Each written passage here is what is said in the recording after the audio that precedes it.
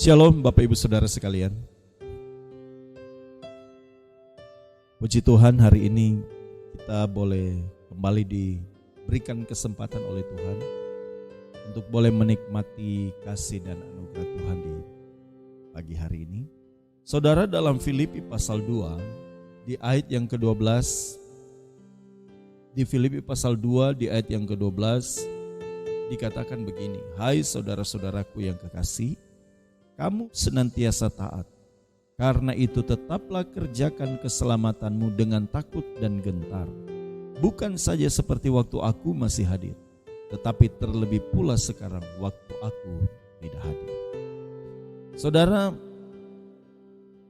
yang menarik untuk kita bisa tarik dari perenungan ini adalah ajakan untuk kita tetap mengerjakan keselamatan. Saudara, mengerjakan keselamatan itu bukan sekedar kita menjadi pendeta, menjadi gembala, atau menjadi pelayan di gereja. Mengerjakan keselamatan itu lahir dari sikap hati yang mengasihi Tuhan. Ketika seseorang mengasihi Tuhan, maka akan ada dalam hatinya untuk dia mengerjakan keselamatan.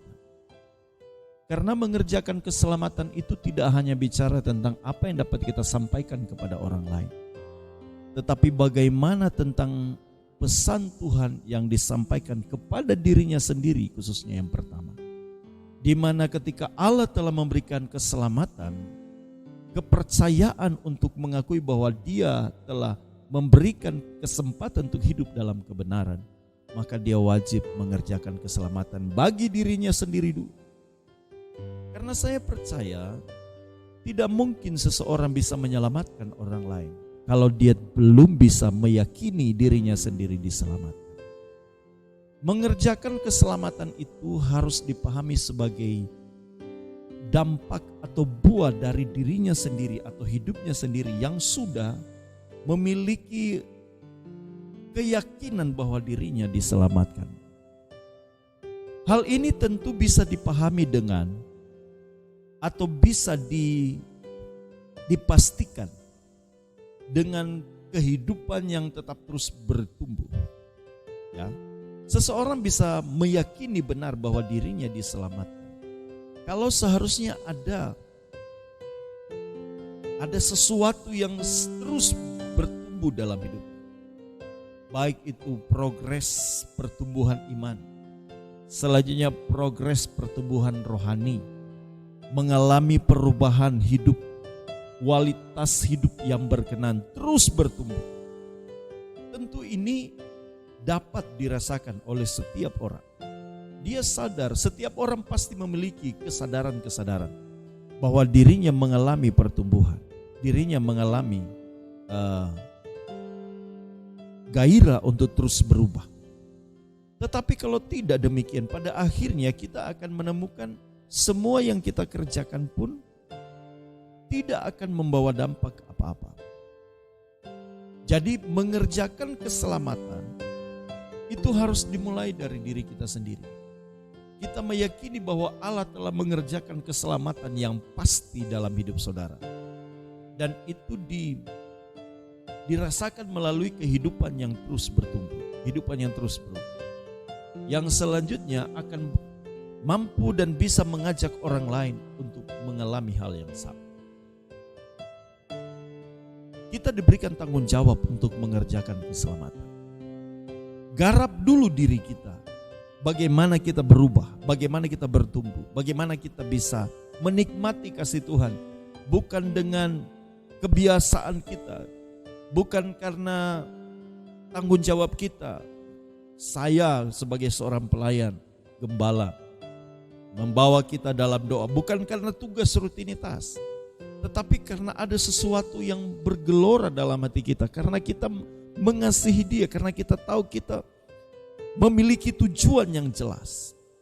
Kita mengerjakan sesuatu di dalam diri kita, di mana kita menambahkan hal-hal yang luar biasa, yang ilahi dalam diri kita, dengan pertumbuhan iman kita, dengan hubungan kita dengan Tuhan. Maka sesudah itu kita bisa mengerjakan keselamatan bagi sesama kita.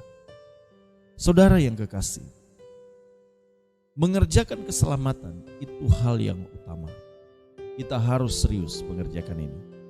Karena sesudah kita menemukan itu, kita tahu bahwa diri kita ada dalam perjalanan yang benar, maka kita bisa mengajak orang lain. Kita membawa keluarga kita. Kita bisa membawa suami, istri, anak-anak kita.